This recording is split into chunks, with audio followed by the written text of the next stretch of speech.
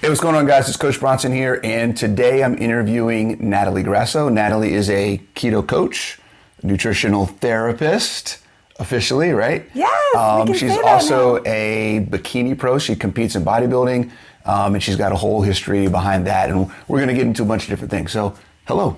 Hi. How are you? Thank you for having me. You bet, absolutely. I'm excited. So, you are the Keto Bikini Pro. I am. Tell me a little bit about that. So keto and bikini pro, or keto and bodybuilding isn't something that you kind of hear a lot. Yeah. What's up with that? So keto, well, I was going to say keto came first for me. Mm-hmm. That's not true. Paleo actually came first for me. And before I ever got into bodybuilding, completely changed my life, health, physique, with a paleo diet.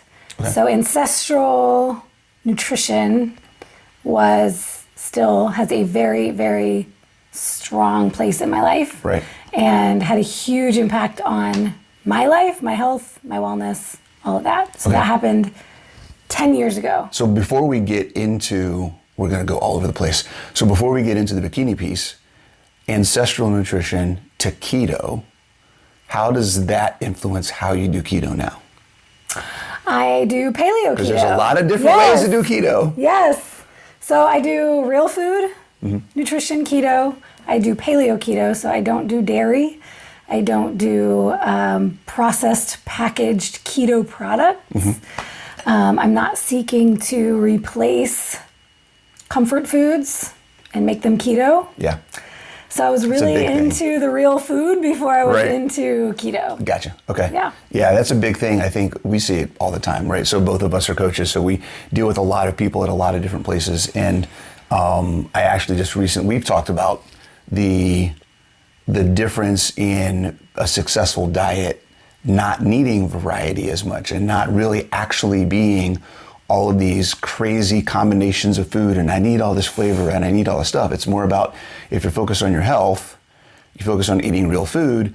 In many cases, repetition of what you're eating, keeping things simple is actually easier to sustain than trying to have every night's got to be some crazy new thing and like whatever, like Exhausting. Yeah. That's exhausting. Yeah. And I'm a cook. I love to cook. I love to create recipes. I love to try new things. But if I did that all the time, I'd be exhausted.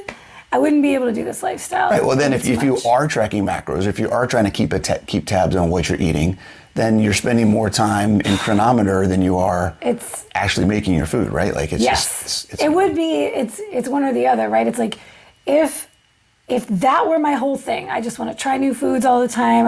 Which when I started paleo, I did dabble in those things. After a while, when I first started paleo, I was a purist.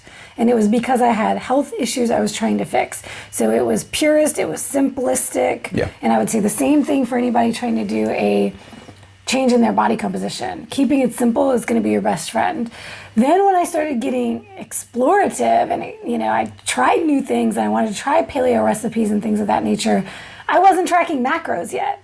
So, okay, you can do that when you're not also tracking macros and have all this other complexity of what you're doing. Tracking in an app is complex when you're first getting used to it. So building recipes and templates and meals and all these things in your tracking app can be very exhausting. yeah. If you're doing too many ingredients and trying to match recipes online and all of that. Right, you can only focus on so many things. If you're focused on I need variety, then you're going to be less focused on maybe the quality of what you're eating or being able to track what you're eating. If you're focused on I'm trying to improve my health and you're less focused on variety, then you can focus on things that are actually probably more effective towards improving your health. And definitely if you're focused on I just want things that I enjoy eating versus things that are actually helping me improve my health, you're going to have a different focus and your results are going to be very different. You got all these things to focus on. Which ones are you going to focus on to get that optimal result? And what I will say is paleo entering my life, I fell in love with real food before anything else. I fell in love with the taste of salmon without anything on it. The taste of red meats. We were just talking about that the other day. It's like red meat. Like all these foods that the standard American diet covers in cheese and sauce and a million different seasonings, ingredients, and breading and all of that. And I'm Italian on one side and Greek on the other. So you can imagine the kinds of foods that we had growing up. Italians love their sauces. Yeah. Almost nothing is made without a sauce. And Greeks love their dairy. The Mediterranean diet is incredibly healthy if you're not Americanizing it with a bunch of additives and crap thrown in there on top. So, just falling in love with the way food tastes without all that extra stuff changed the game for me. Well, realizing a lot of people are still stuck in the flavor and not realizing that flavor is fake. Yeah. Food doesn't taste that way. We were watching the sneaker show, the show.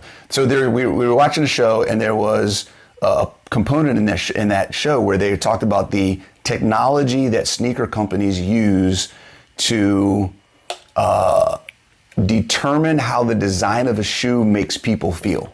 If you look at this shoe and your facial expression is delight or disgust, and the thousands and who knows millions of dollars in the development of technology so that they can design things that you want to buy, that make you feel good. And that's just the shoe industry.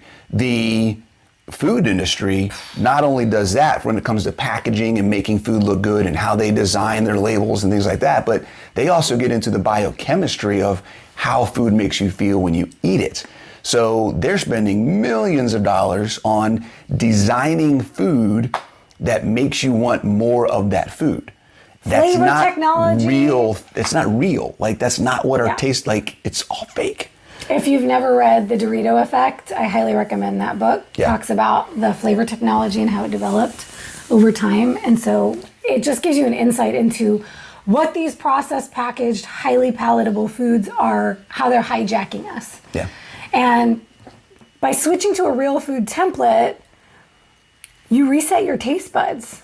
You relearn how to experience food for what it naturally tastes like. Right, what it's supposed to taste like, what we're supposed to respond to. And the other cool thing about that is when you're eating food that tastes like it's supposed to, and your body has a natural response, then we get into the hormones of satiety and all the other types of things that happen that hyper-palatable, ultra-processed foods completely... So it's not just your flavor, guys. The flavor is how they get you to eat more of it. But the side effect of that is it completely hijacks and bypasses all of the other hormone responses and things that we're supposed to have when we eat real food. So it's not just like, it's just a rabbit hole.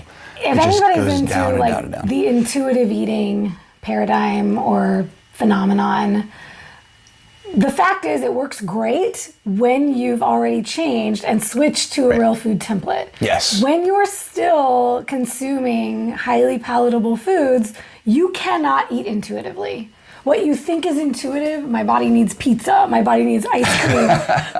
My body loves pizza. I don't know what you're talking about. Nobody's body, here's a little spoiler alert, nobody's body is asking them to eat pizza and ice cream. Yeah. And chips and cookies. Yeah.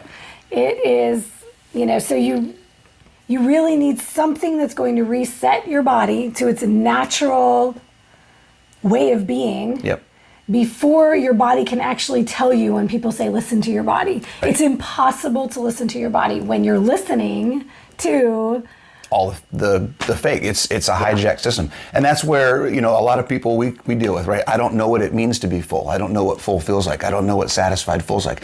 I don't know what hungry feels like. There's so many different back and forth and sides of that coin because until you get to that natural ancestral way of understanding in your body working with real food, then all the other stuff is out of whack and it doesn't work. So it's apparent. I mean, it makes sense that you wouldn't know what full feels like because you're not eating real food. Oh, and we can get into that as we get into competition prep. Yeah. Because dieting can also have that effect on you. Right. So let's talk about, so back to what we were talking about. So that's how you started on paleo keto. How does that tie into the Bikini Pro bodybuilding thing? How does that work? So about 5 years into my paleo journey, health journey, I'll say at the time, I I had some seeds planted along the way from people, encouraging me to do a physique competition. And I didn't really know anything about that world. So I looked into it a little bit and I kind of put it on the back burner. I'm a dancer. I went to school for dance and I got into pole dance fitness as I was going through my paleo journey. So my body transformed. I got upper body strength and muscles and core muscles that I never really saw before on my body. And so people planted little seeds like, oh, you should compete. Do you compete? And I always ask them, what do you mean? And then I was reminded, like when I was 12 years old, I used to watch like the Miss Fitness universe, like pageants on TV. Yep. And I loved it. I was like super into it when I was like 12, 13 years old, and I'd forgotten all about that world. So I started doing a little research of what's out there, and I was intrigued by it, but I didn't do it. And then I broke my thumb. I was kicked out of the dance studio. They wouldn't even let me be in there because they were afraid of liability issues. So, because knowing me, like I was going to get on the pole anyway and try to do some things, and they were like, get out, go heal, come back when you're ready. And when I did come back, I came back 20 pounds heavier. I came back with less strength in my upper body, my grip strength was gone. I struggled through my classes and it was frustrating. Yeah. And I didn't feel good in my body anymore. And I have a history of disordered eating, and some of my binge patterns had come back. Just being out of the studio and not being in this fitness mindset. I mean, you talk about this all the time. It's like fitness is so much more than just physically what it's doing for our bodies. Right. Like psychologically, it does so much for us. So now I'm in this place where I'm feeling a little fluffy. I'm like, okay, I want to get back to where I was. I want to get back to where I was. Like I felt amazing just eating clean and being physically active 6 days a week when I was in the studio. So I was like, okay, I need a new carrot. And I was like, all right, maybe now's the time to do it, to jump into a bikini competition. My first bikini competition. So I did some research.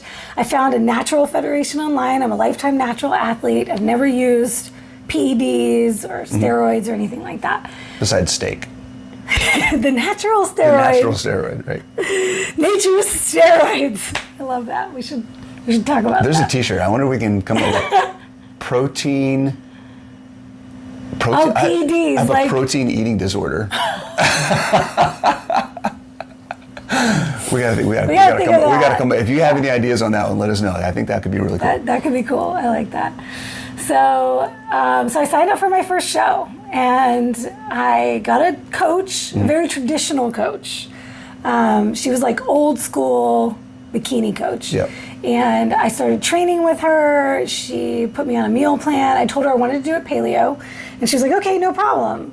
But it was paleo with 40-40, was it 40-40-20, 40-40-30? Wow, okay, 40-40.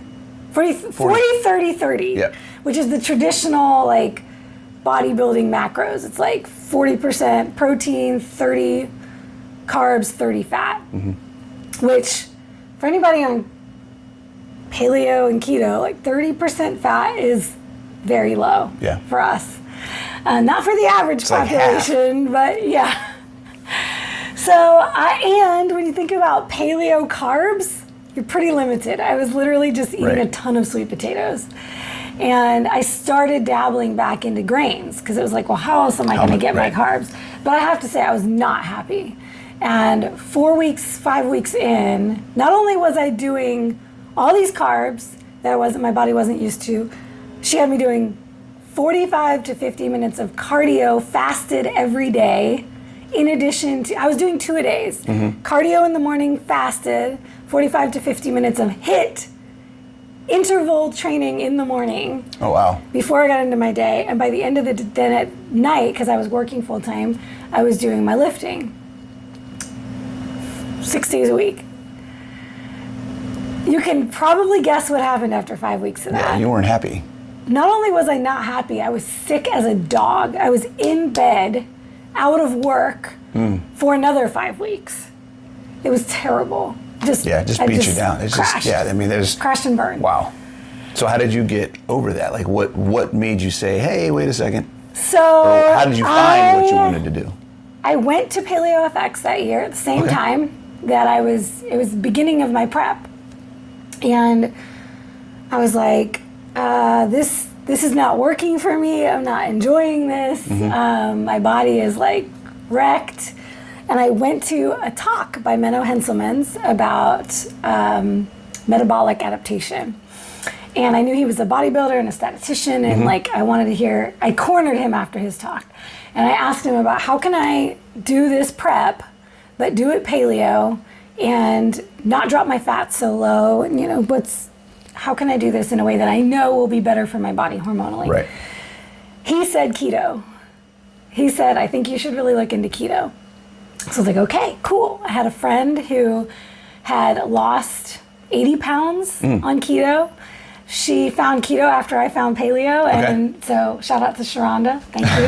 I called her on the getting on the plane. I was like, Sharonda, I'm going keto. And so she gave me some resources, and somehow I landed on Ketogains, which was the mecca for me for everything keto and bodybuilding. Yeah. And probably the only thing around at the time for sure. about it. So Ketogains was actually, they were a pretty small operation back then. This is 2016. And they were traveling and doing workshops in different cities. And it just so happened that like a month later, they were in Atlanta, in my city. So I sat down with Luis Villaseñor, and he literally answered every single question I had. Awesome. And didn't put anything behind a paywall. Right. It wasn't sign up for this to get the secret information. It was like, here's how you need to do it. And for those who may not be familiar with Ketogains, it is real food keto. It is, essentially I learned how to do keto the right way. It aligned with my nutritional philosophy at the time already. And they're very if you want to have results, cut out the dairy, cut out the nuts, cut out the inflammatory foods that are very difficult to stop eating. Yeah. Like all those binge triggers. Yeah. So they were addressing a lot of the stuff that I needed to grapple with to have success. And so I did my entire prep that year, a 16-week prep, 4 months, standard ketogenic, didn't put any carbs in, no cycling, none of that. It was just straight, real food, healthy food, ketogenic. Okay. I felt amazing. Amazing, right? This was like experiencing the keto high for the first time. And it was simple, and it was easy to follow. So explain to people watching what's different about the traditional body. So everybody says, it's all about how do I want to do this? So many different ways to go here. Traditional bodybuilding nutrition and the mentality around what you need to do to be successful there versus the mentality that you have to be doing the same thing, getting to that super lean body composition, being able to build muscle, whatever it may be, but doing it as keto. What's the difference between the two? Because a lot of people look at bodybuilders and they're like, oh my God, that's amazing. It'd be cool if I could ever look like that. But they don't realize it is hard to live that life, to look that way. Yeah. How is that different between the two? Okay, so one of the things I like to say is you've probably heard a lot of times, body transformation is 80% diet and 20% fitness. I'm sure you've heard that. And I'm sure you don't like that. I'm with you on that. And I'll tell you what, that's crap. It is 100% mental, period. Yep. If you don't have this, you have nothing else. You can't follow a diet. You're not going to be in the gym doing what you need to do if your mindset is not where it needs to be. Yeah. And that is no different between the standard bodybuilding mainstream population and the keto bodybuilding space. You have to have the mindset of an athlete going in that I need to be ready and willing to do anything I need to do to get on stage and to be at insane levels of body fat that the average population will never get to. And to scale that a little bit for the normal person, maybe not the mindset of an athlete, but the mindset of being committed to reaching a goal.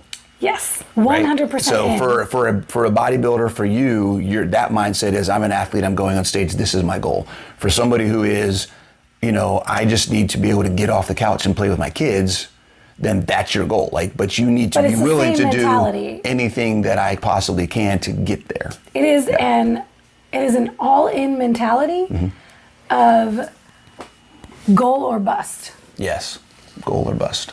Yeah, there's no wiggle room. And that's the beauty, I will say, of the first time. It's like anybody who has embarked on a fitness journey or a health journey for the first time ever, you can probably connect to the way you felt then, and it might be different from when you're in a different leg of your journey later on. Right. Because that very first,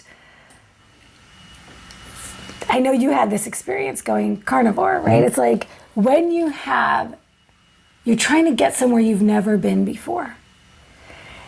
The vision is so strong and your connection to your why is so strong that nothing gets in your way. Yeah.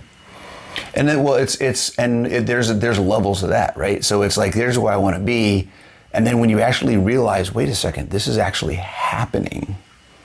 Then you're like, oh, snap. Then you're motivated like, and oh, excited. Snap. Like, this is, I found it. Like, this is it. Like, we're going to make this happen. It just adds to that. And that results, motivation there's nothing more motivating than results. Absolutely. So anybody out there who's looking for that next motivator, do something that's going to get you results. Yeah. And when you get those results, that's it. You're on. So the mentality of going into it, goal or bust, is the same. Keto, anything that you do, it's the same. If right? you're going to embark on something, why not try it 100%? Yeah. So how was the physical effect or the mental effect of doing it one way versus the other different? Because on the scale that you're talking is way more specific from a performance perspective than most people. But if you compare that to what most people are dealing with, then we're essentially talking about IFYM, calories in, calories out, versus ketogenic whole food, and the comparison of the two, and how those affect your body and your mentality differently. Yeah, so there's a couple of things. One, the IFYM. Let's just address that, because you can be IFYM if it fits your macros on keto, just like you could be with carbs. Either way, it's an opportunity to enjoy those indulgent foods. I love that word because it's so accurate. Yeah, that's what I like to call them. Indulgence. Right? You're allowing yourself to indulge in things that you probably don't want to give up, right? That's why people do it, right? They're like, they don't want to be strict and give up these junk foods. It's junk food. It's garbage food you're putting in your body. So I will say, let's say, because essentially the way I live my life is seasonally, I have gone paleo with carbs and keto paleo, and that's generally where I live. In the times where I have allowed junk food in, whether it's with carbs or without carbs, the same thing happens. Right. My energy levels are all over the place. My body is not functioning optimally. My body is now trying to recover from a stimulus I'm giving it that is essentially, it's like a poison. It's inflaming my system. And now I'm trying to recover from that every day, while I'm also trying to recover from the training stimulus I've given it. And I'm asking my body to do more just to get to baseline. Right. So we're not even talking optimal. We're talking like just to feel good. I now have to overcome more because I'm putting inflammatory substances in my body. So that's the physiological part. Mentally, I'm fighting off anxiety and depression every day by putting that garbage in my body. That is the difference to me. What about self-flagellation of feeling bad about the decisions you've made and like that plays into being ashamed and like there's a guilt aspect, there's guilt, there's shame, definitely shame. And there's a difference between guilt and shame. Guilt is that feeling of, I shouldn't be doing this. I'm doing something wrong. Now you're making yourself wrong for what you're doing. And self-judgment will never get you to where you want to be. Shame is, I feel that I need to do this in secret. I need to hide what I'm doing. If anybody knew what I was doing, it wouldn't feel good for me. And this is, make no mistake about it, this is a disordered eating behavior. When guilt and shame enter in, you're now getting into disordered eating territory. And that is a very scary place to be. We'll talk about that next. But I want to highlight the thing that she talked about, indulgence. And I want everybody to realize that indulgence and quality of life don't often mix. You can't do both at the same time. If they're in opposite directions. So if you want to improve your quality of life, then you go that way. If you are still tied to indulgence and the feeling of emotional connection to how food makes you feel, then you're going that way. That's it right there. That's right. 100%. So they work in opposite directions. So if you're stuck, if you're still worried about getting your keto foods, if you're still worrying about eating the same foods that you ate that got you unhealthy, but just putting keto in front of it, then you were still tied to indulgence and you were not yet focused on quality of life. 100%. They're absolutely. I couldn't have said it better. They're in different directions. They're in different directions. Whenever I have felt myself going for the indulgences, it's a completely different shift in the mindset. Right. And I have to then work that much harder to get myself back. It's like getting your odometer to where you want it to be. But then that's where the guilt and shame come in. The minute you know I should be focused on my quality of life, and then you shift to now I'm going to focus on indulgence, immediately you know that's when the guilt and shame come in. Yeah. Because you know better. You know that's not where I really want to go. I'm so glad you said that because I'm a very spiritual person and I spend time in meditation and connection with myself. And what that is misalignment of who you are, who you want to be, who you see yourself as, and how you're behaving. Yeah, your identity. And there is nothing that can mend that when you're separated from yourself in that way. That's what leads to anxiety, depression, mood swings, like all of these things. It's a disconnection from yourself. Yeah, because you know that there's a way you want to live your life and you're out of alignment. Yeah, we could go down the whole idea. We should do a video just on identity and that whole thing because that's okay. Yes. But before we do that, let's talk about the disordered eating thing. You said that you have a history of disordered eating. You want to go into that a little bit and kind of talk about what that's about and the things that you've done to get through that? Because I think a lot of people have more issues with disordered eating than they know. Absolutely. Than they think they do.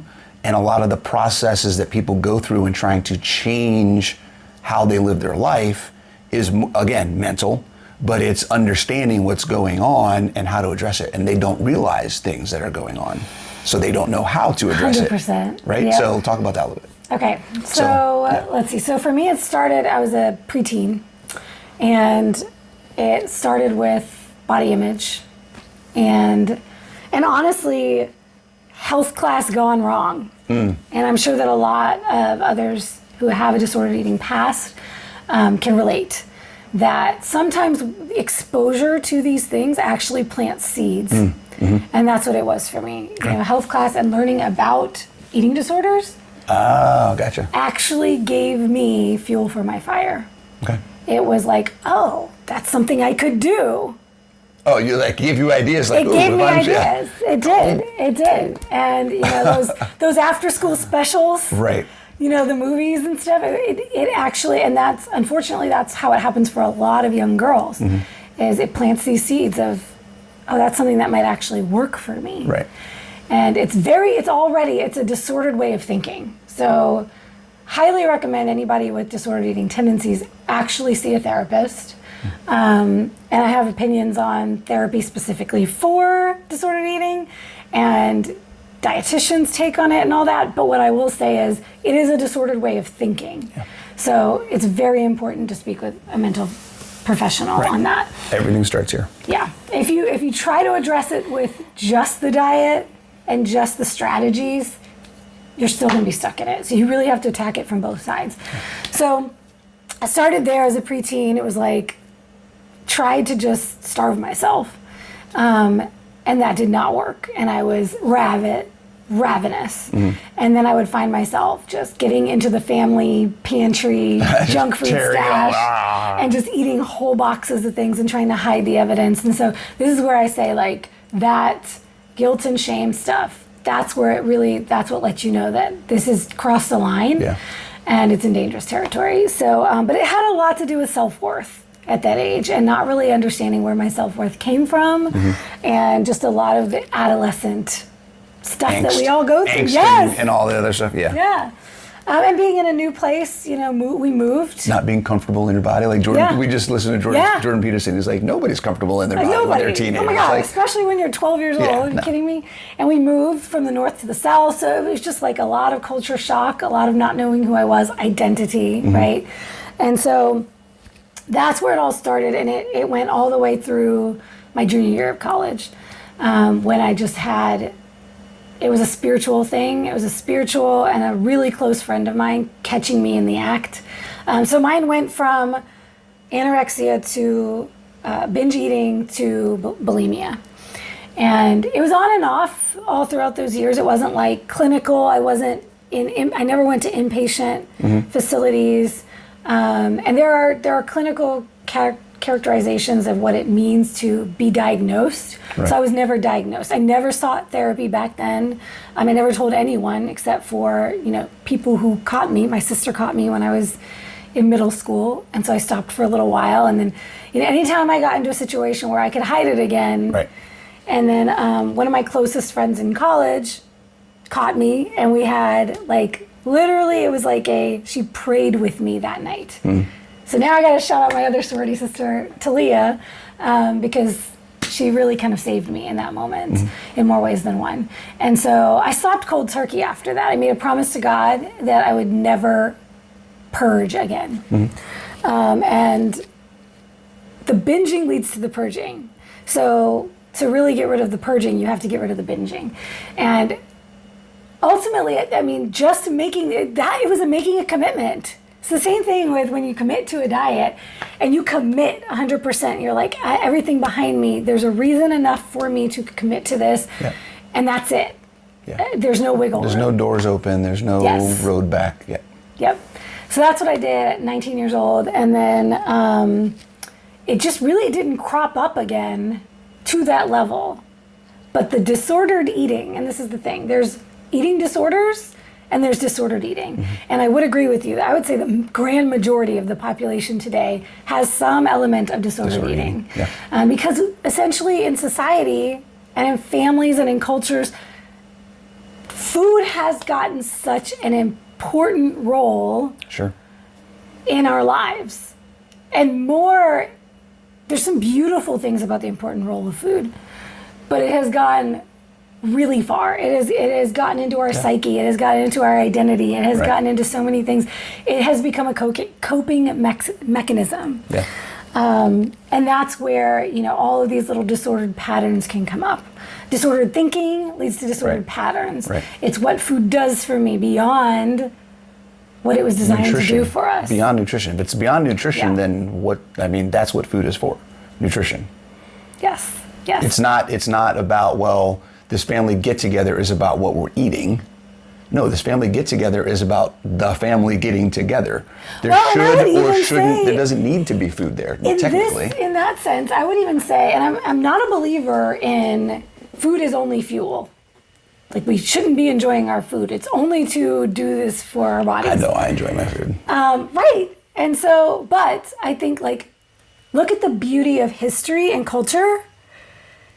It's not history and culture that has designed the food experience to be what it is today was not based on candy. And garbage foods. If you go back to the original, and if you go back to still those who are in very traditional cultures, it is so beautiful the way that they prepare their foods together. It is a whole experience, and they're respecting the food. They're respecting where it came from. They're respecting what it does for their bodies. The whole ritual of praying over your food or having a moment of silence before you eat, it's all a recognition of all of that. And we've lost that today. Now what family is what garbage can we put on the table and celebrate the cake on the birthday. It's about the indulgence. It's not about the appreciation. Exactly. So I'm very much, there's indulgence, but there's a term I like to use in the way I enjoy my real food, and it is luxurious. Okay. The steak, the lamb, these things can be luxurious. It can be a luxurious experience. Right, because it's not just the flavor. Right. It's not just the enjoyment of this tastes good. It's the understanding. And the instant gratification. It's not about instant gratification. Right. It's all the things you talked about that are the opposite of indulgence. So when you feel indulgent, when you're doing something on the indulgence side of the scale, then you feel shame and guilt. When you're doing something on the quality of life scale, then you feel pride, you feel appreciation, you feel abundance. Yes. Right. So I'm eating these things, and the feelings that I'm getting about eating them, yeah, it tastes great, but that's not the focus. The focus is I'm proud of myself because I know that what I'm eating is helping me move forward. And how about and there's a comfort. There's so many positive emotions that go in with that that make it so much more than just this feels good. Food on a plate. Yeah. It's not just about stuff on a plate or, in a wrapper especially. But a term I learned in one of my, so my eating disorder journey has been a roller coaster. Many years of recovery, doing fine, not even thinking about food. In my 20s, I got to a point where it just wasn't even in my existence anymore. Now, I also put on weight during that time. I fell in love during that time. Like, what happens for a lot of people who fall in love, those who get married, like, you kind of see yourself, like, putting on the pounds, right? And so I ended up there, and, food wasn't even a thought in my head at the time. And then it was healing my heart from a broken relationship that sent me on my journey of self-love and caring for my body on a different level. And that's what entered in real food and getting rid of the junk and paying more attention to my body as a temple and how I wanted to treat my body well as I was treating my mind and my heart well. It was a 180-degree shift. And so that's what led me to real food. And to understanding how my body feels on real food and how I feel about food and how I can enjoy food differently. So that was very liberating. All of that, there was no disordered eating. It wasn't until my focus shifted back to what I looked like and the aesthetics of my body. And it happened after I started competing. I was going to say, so let's talk about that. How does somebody who has a history of disordered eating manage that while also being focused on doing everything they can to make their body look a certain way? Yeah, so that kind of brings us to today, because when I first started competing, I was not connected at all to my disordered eating past. It was this place I had gotten to where I'd gotten really healthy and I felt great in my body. And then, I put on those few pounds and felt fluffy after I was not active. And it was literally just a carrot at first, which I will say, most women that I know of that did their first bikini competition, that's what it was for. It was to lose weight and to feel great. Something to motivate you and have a set a goal and say, I want to be able to do this. And to see if you can do it, right? We all start with this, I don't know what's going to happen after I get on stage, but I just want to see if I can do it, and see how I feel and what it's like to be on stage in a bikini and try to get to my best physique ever. And so that whole experience was, I don't remember much of a low experience. And this kind of gets back to the question you were asking earlier about the mainstream bodybuilding versus the keto way of doing it. When I embarked on the journey in the first place, it was about how can I do this in the healthiest way possible? I wanted to marry my life of health and wellness and what it had done for me in a 360 with this goal, this aesthetic goal I had. Right. And that was the underpinning of everything. And so with that in mind and experiencing keto for the first time and the keto high and like what higher fat can do for you, like I don't remember, and I probably did have some low moments because I will say everybody going through not only a comp prep, but anybody trying to get to a new level of lower body fat than they've ever been. It's not easy. It's not easy, and you have to cut calories. Calories still matter on keto. Shocker. Oh my God! You have to be eating less than your body needs for it to get to that There's level. another video we should do. Oh, yeah. Talking about scaling up, scaling down, right? Yeah. Reverse dieting, like doing that. There are basic laws of thermodynamics that we can't get around, guys. Yeah. Sorry. So I know that there were low moments. I know that there were difficult moments, but I don't really remember them. That prep in my memory was a really amazing experience. Okay. Now it's funny because I look back and what I actually looked like then versus what I look like now. Oh, yeah. Two worlds apart. I mean, now as a pro athlete, my muscle mass has gone to a whole different level. I was just really, really lean back then, really skinny. Now I look back and I just looked skinny. But I was so excited about what I had done and I felt so good about myself getting on that stage. And as a dancer, it really peaked that part for me of having something to perform again. Right. So that was an incredible experience. Afterwards, there were some physiological things that happened with my hunger and satiety signaling, and that started leading to binge eating. And I truly believe, looking back, that was more of a physiological thing after that first prep than it ended up years later. It became more of a mental and emotional thing again. But that first one was, and I was still so connected to the health piece of it, and the health was still such a focus for me. I had planned on getting on stage again 4 weeks later. And when I saw myself going into those patterns, I canceled that show and I decided, okay, that's it. Yeah. I can't compete again. Yeah. So I put it on hold and I waited until the next year to compete again. So where are you now with, you haven't done a show, I mean, the whole COVID, you haven't done a show, how long since your last show? It's been a year. Okay, so you're thinking about doing another show next year coming up. So with that in mind, you've got the experience of a few shows. Yep. You've got the experience of not only being on keto for a few years now, but you're a coach. You understand a lot more about all sorts of different things when it comes to the nutrition and mindset. I've got an education that I didn't have back then. Yeah. So what's the plan? How do you approach doing another show with all of this experience you now have? Great question. That you didn't have before. Not only experience and education and all of that, but relapse. So fast forward, I did a show 2016, I did a show 2017. I took 2018 off. And this is all pretty important. So 2017, I did a show that was more competitive. I went into the mainstream. In 2016, I did a natural show, a very small federation, local federation.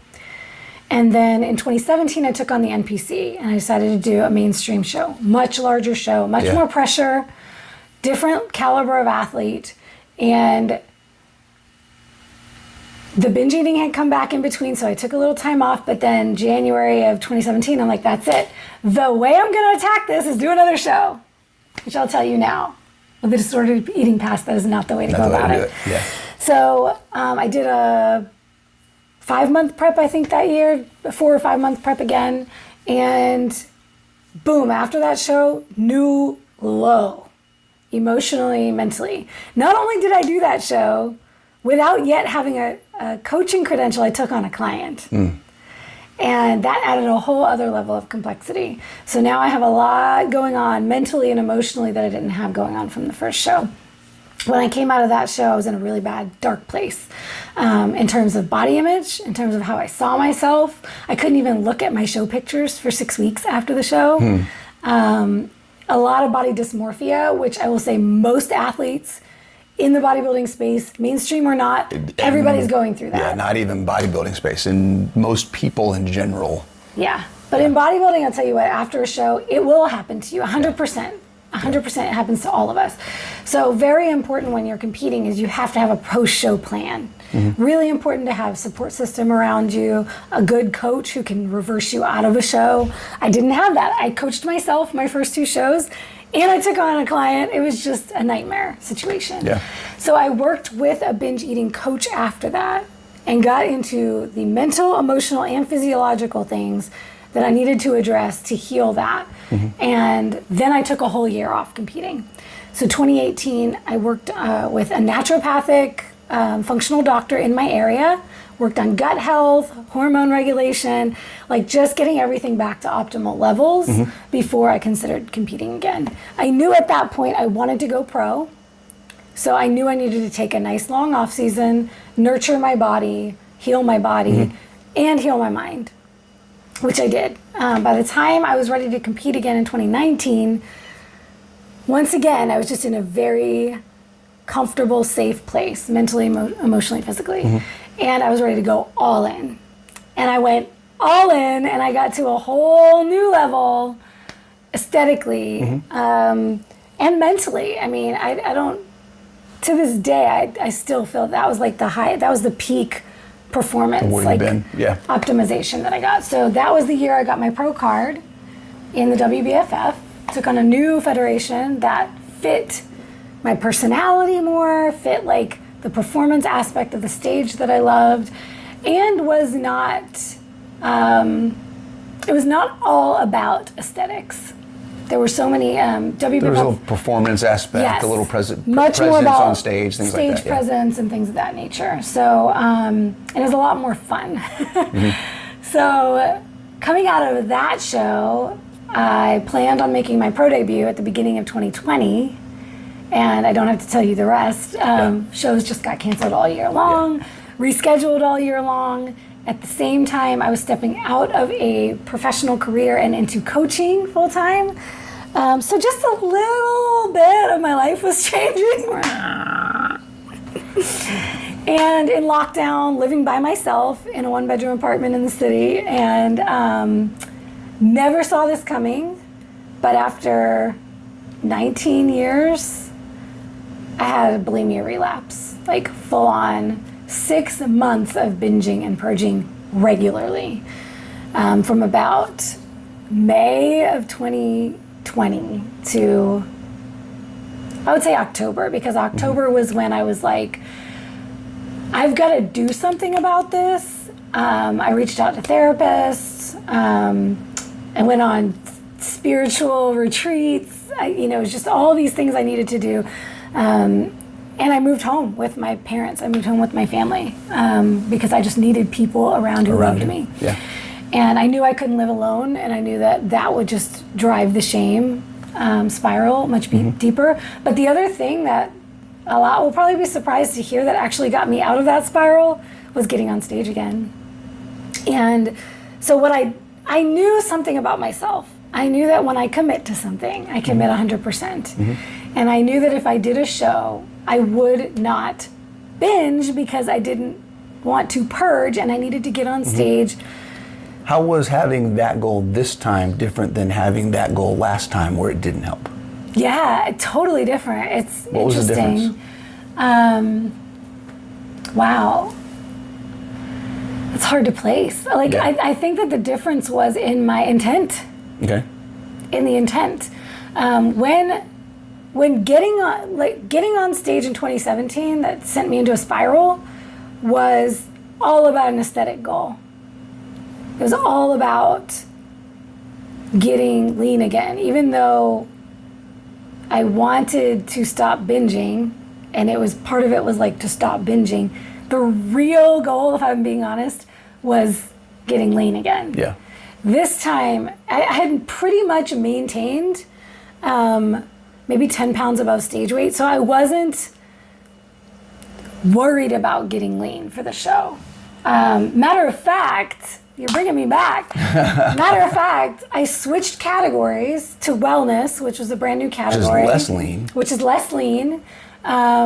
My posing coach was telling me, don't lose too much because we need to keep the butt and the legs where they are. And so I actually had a conversation with myself, and I said, okay, I have to be okay if I get on stage at my current body. So prepping for stage, and I had to do it quickly because I only had 4 weeks at that point. It was like a coming to Jesus with myself. Am I going to do this show? It's the last show of the year. It's the only pro show of the year. And I wanted to make my pro debut. And the whole point was to make my pro debut in 2020 before the year sunsetted. And this time, my entire focus was having something that kept me from doing the destructive things I was doing to my body. Yeah. So it was all about keeping me from doing that. So you did it with an awareness of where you were. So the self-awareness aspect was there this time, but not the first time. And knowing that I knew enough about nutrition and what I needed to do to get on stage. Wait, education matters? Learning about how all this stuff works makes a difference? And this came into play too, because at that point I had discovered carnivore, and that's how... It's the best.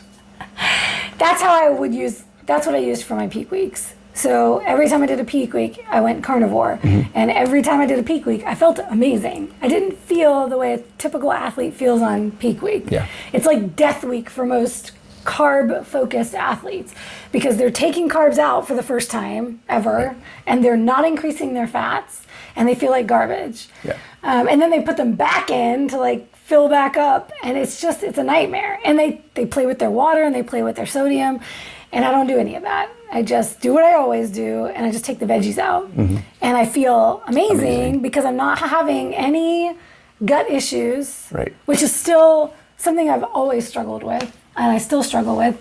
So I knew, okay, 4 weeks out, it just means I'm going to go clean paleo keto, and then I'm going to slowly move toward carnivore. And I knew that I would feel amazing physically. I knew that it would take all of the inflammation, all of the stuff that impacts my brain, my mental health, and my body all out of the equation. And I knew that it would be, my mentality would shift to, this is just what I have to do. And it would be like, no questions about it. So I knew that I would not binge and I would not purge. And my triggers for binging were always sweets. Anything sweet. This could be protein powder that's sweet. So I knew that doing this for 4 weeks would take all of the triggers out. And I wouldn't have any excuse anymore. And you still have to be aware of triggers, right? So we're talking about your experience and your journey as a bodybuilder. But I want everyone that's listening to understand that these same concepts and the things she's talking about, they translate to whatever you're going through, whatever your goals are. They may not be at the specificity or the extreme of what you're dealing with, but we all have the same things that we have to figure out and kind of go through. We all have triggers. We all have identity issues. We all have to understand what our intent is and be self-aware of who we are and where we are. That's everything. Right? All that stuff is the same. The one thing I say to all my clients, whether they're physique clients or mindset clients, now I'm working, I don't know what I would call it, but it's You're a mindset coach. It's mindset, it's relationship with food. It's getting to the root issues of why you can't stick to your diet. Those are the women that I work with now. And I've shifted more. I'm like officially like leaning 100% into what I'm really passionate about there. And ultimately what it comes down to, what I say to my clients till I'm blue in the face, know thyself. Your coach will never know you better than you know yourself. And the best thing that any of my clients can do the entire time we work with them is not need me anymore. When you don't need me anymore, that's when I know I've done my job. Because I want you to know yourself so well that when something enters the picture that's throwing you off your game, you know what needs to go and you get it out. So the question back to the question you asked about this coming season, right? Like, what's your plan? How we doing this? So at the end of 2020, I was like, all right, this is all about recovery. Because I never thought I'd ever binge. I mean, I never thought I'd ever purge again. So when I found myself in that place, it was put everything in place I need to recover, period. That's all I care about. Recovering my health, mentally, emotionally, physically. So I've spent this entire year doing that. From getting the support from my loved ones, to professional help, to getting myself back into the mindset of clean keto, of caring about my body enough to give it the things that make it function best. I've been on a carnivore experiment for the last 2 weeks and wonder where she got that idea. This one kept planting the seeds. And then I was like, okay, you know what? Let me just try this. And so far I'm really loving it. What I will say is the same thing it did for me my last prep, it's doing for me now, which is the triggers are gone. There is no binge urge. And for anyone, whether you've ever been disordered eating or not, like who struggles with that feeling in control with food, to feel that you could actually be free of the urge to binge, it feels impossible. It feels like I'm lying right now. I've been there before where I'm like, that's not possible. There's no way. Yeah. It's 100% possible. It's 100% possible. So, okay, so where I'm at now is, all right, my main goal, what I've really wanted to do, I want to get on stage again. And in the midst of early on in my recovery, I was petrified that either I would have to give up this, what's become a huge part of me, of who I am, my identity, as an athlete, and seeking the next, like always seeking that next level, petrified that I'd have to give that up in order to stay recovered. Mm-hmm. And at the same time, petrified that going back to it would send me back. Yeah. So I have a new coach, y'all. And we are partnering on a very new journey. Mm-hmm. And just being totally transparent, I don't know what's going to happen. Neither of us. Me neither. No idea. This is uncharted territory, but I'll tell you how I'm going into it. And it is with an open mind and completely ready to give up one or the other if I need to along the path to remain healthy. Yeah. So, and that's the key, right? So no matter what the outcome, the goal is staying healthy mentally and physically. Yep. So we want to figure out, how do we get you to the aesthetics that you're looking for without you having to change your focus from your health. Yeah. Right. So that's one of the cool things about having a coach in this situation particularly is I can focus on how your body looks, which I have no problem doing. Okay. From a performance perspective only. Of course. And you don't have to. Right. Right. So I can say, okay, we need to work on this. We need to work on that. Let's adjust your macros here. Let's change your training here. Right. So I can control those aspects, and all you have to worry about is performance and staying in that identity and being self-aware where you are with things. Yes. And we can kind of split the two apart so that they're both covered without. That is really key. We had to have a conversation about that because the thing that makes this a little different from a traditional athlete coach is being a coach myself and having all the education myself. It's easy for me to go there, to know what needs to happen, to want to control all those things, to try to be my own coach. And I've been my own coach, and I've realized I need someone. The year that I was the most successful in my prep was when I had gotten my first coach, and I wanted to go to the next level of becoming a pro, and I acknowledged, hey, you know what? This is not my territory. So tell me what I need to do, and I'm going to follow your lead. Yep. He can tell you I will fight back. He can already tell you from just from the times we've been in the gym. She's super receptive and never has any problem receiving coaching. The initial receiving is difficult, but then I do get there. And as I think the dancer in me kicks in, and I want to do well, right? So I'm going to do what needs to be done. But then that brings me to another point that's key in what we're getting ready to do is honesty, transparency, and communication.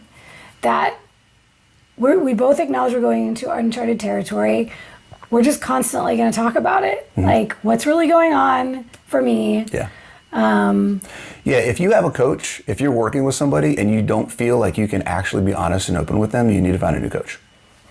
Yep. That's just plain and simple. That's ultimately what's going to make the difference between somebody who's successful and who's not. Yeah. And your coach should be willing to, I'm not going to say that. I'll say a good coach should be willing to. I'll caveat that, a good coach, because not all coaches will, and some coaches don't build their service or their identity on being communicative or open. It's right. I'm your coach, here's what I'm looking at, here's what you do, go. Send me your check-ins weekly, I'll look at it, so and that's it. If you want a coach who's going to give you feedback and listen to you and actually tailor things to where you are and understand where you are and how to make changes, all that stuff. If you want that back and forth, then you want a coach who's good at communication. And communication is listening and receiving as well as imparting information in a way that you will understand. Yeah. Your coach Right? is It's not not just- going to allow you to drive the boat, Right. but they will partner with you. Right. And But you can sit in the front seat with them. there you go. Right. Yeah. There you go. There you go. Yeah. Don't expect to like tell your coach, I don't like this. Well, I don't like this. I don't like that. I'm going to Change change that. I'm going to change that. You're always driving the boat. Ooh, okay. You have to let the coach sit up there with you And guide. and guide. That's why I'm Okay. going to switch that up a little bit. Okay. Right? You're always in control. You are always in control. But if you're going to hire a coach, like, why are you hiring a coach if you're not going to listen to I what they're like telling you to that. do? That makes so much more sense. Right? Yes. Yes. Yeah. Yeah, So- absolutely. Yeah, 'cause Awesome. you can drive yourself right off Yeah, the like- waterfall. Coach is like, go that way. Like, I don't feel like it. Okay, so let's talk real quick. Just let everybody know, like, where to find you, what you're doing. Like, so you mentioned that you're doing a lot more mindset stuff. So you are a keto coach. You can do fitness, but that's not really where your head is at right now. Right now, you really want to work with people who are, well, here's a question. People, women, like, what's your focus? Yeah. And if it's mindset, what does that mean? Yeah, absolutely. And that's why I don't love the term mindset. Yeah. If anybody has any ideas for me, I'm trying to think of what I want to coin this. Mind-body transformation, maybe that. Okay. That was one of my first programs I ever started with. Was a mind-body transformation program, learning how to know yourself, right? And then getting underneath all the behaviors to what's really happening for you when you're going off plan, and then having to get back on track again, and all of that. So that's what I love to do, and I work with women, preferably women over 35. You know, you're getting into that time of your life where you wonder if you can ever Get back to or do something that Yes. you've never tried before. Can you ever get back to that body you want? Can you ever get to the body you've never had? You know, can you drop those pounds? Can you get healthy? Are you dealing with PCOS? Are you dealing with premenopause? Are you know, what all these factors that play in Just self-image, that confidence, you're struggling like whatever. with. Yeah. You've had babies. You're finally ready to focus on yourself. You know, your babies are old enough now that, hey, you gave them all of those years, and now it's time for mama to have a little something back. So all of those things. And mainly, I'm mostly active on Instagram at the Keto Bikini Pro. I do have a Facebook page as well, and I have a website, nataliejgrasso.com. I am reinvigorating my blog. I do have a blog where I have recipes and I talk about a lot of these concepts. So that is my focus for 2022, is to share my journey. I'm also going to be launching a YouTube eventually It's on the list of things to do. to share this whole journey back to the stage after relapse, and you know, the ups, downs, the ugly, the good, bad, and ugly, all of it. So yeah, my blog, my Instagram is where most of it will live, and then my YouTube when that launches. Well, thank you very much for being on. I appreciate it. Absolutely. That's Thanks awesome. for having me. Look forward to seeing more of her, because she's going to be around in some of my videos. Potentially, you might see her again sometime soon. And then when she does her stuff, since I'm her coach, you might see me on her stuff down the road. So thank you again for being on. And as always, guys, if you have any questions, please ask them in the comments. If there's anything that we talked about in this video that you thought was helpful, that you appreciated, please share this video. The more people we can get this kind of information out to, have these conversations of the importance of mindset and identity and things that aren't necessarily nutrition and fitness specific, but that all of it really relies and depends on, the more people we can help improve the quality of life, all right? So share this video when you get a chance, and I'll see you guys next time.